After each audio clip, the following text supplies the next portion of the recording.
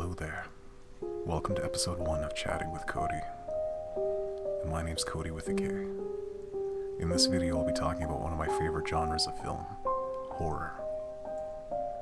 My introduction to horror happened at a young age, where I was shown movies such as Hellraiser, Nightmare on Elm Street, and Gremlins by an older sibling.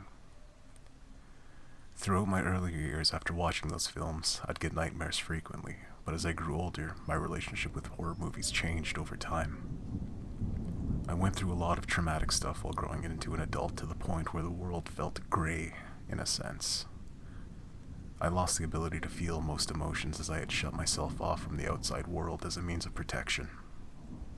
I'm sure therapy would have been a good option, but I delved into horror movies instead. Horror movies made me feel something other than that gray, emotionless void that I was stuck in. It was like feelings on demand, in a way.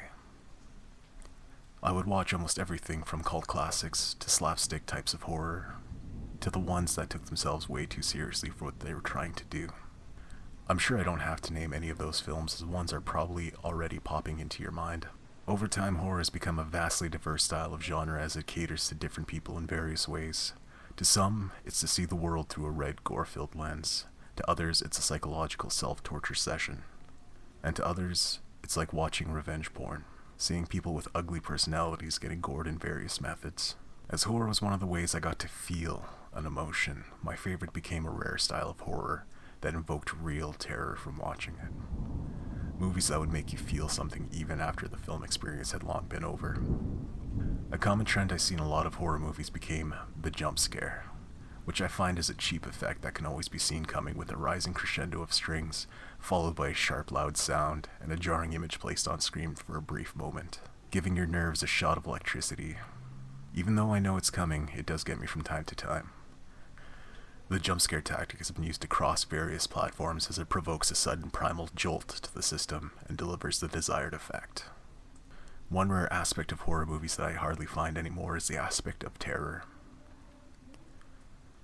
Something that goes into the deep recesses of your mind and lives there forever, in one way or another. One of my favorite films to watch that would bring out that primal fear was The Descent, a 2005 film about a group of friends that go hiking and spelunking into a cave system for exploration. One thing I feel that the film did really well was instilling the feeling of terror by the simple use of drawing your eye to points of light and motion, like the torches or flares that they use to navigate the cave system, only to see movement and shadows that don't match the rest of the movement on screen. Throughout the film, it makes you second guess yourself, as the movement was subtle and not directly shown in the center of the screen. It makes you think, maybe that wasn't what I thought it was, and you continue watching.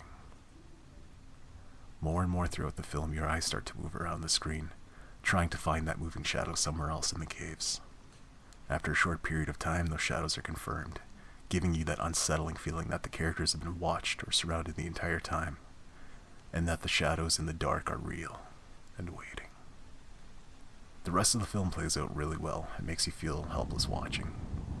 I've literally had to stop watching the film at several points throughout, as it just made me feel anxious and terrified, and feeling that was the hit out of the grade that I needed for a while. I did end up finishing the movie after several attempts, always starting from the beginning every time, and finally got through it after a while. Another film that instilled the feeling of dread and terror was Sinister, a 2012 movie about a writer delving into true crime by moving his family to a house that was the scene of several gruesome suicides in a little town. As the movie progresses, there are a few jump scares, but they weren't the main focus of the film. One of my favorite scenes in the film invoked that feeling of terror when Ethan Hawke's character walks through the house with a baseball bat at the ready, but totally unaware of the things moving around him in the darkness. Ethan's character, as he hears the odd noises coming from the darkness, he searches for the origin of the sound and never finds it. But as the viewer, you are shown what the noises are, so it makes you feel helpless watching as you see the ghosts moving just out of sight as the character turns to look. This film does an excellent job of delivering unsettling feelings all around.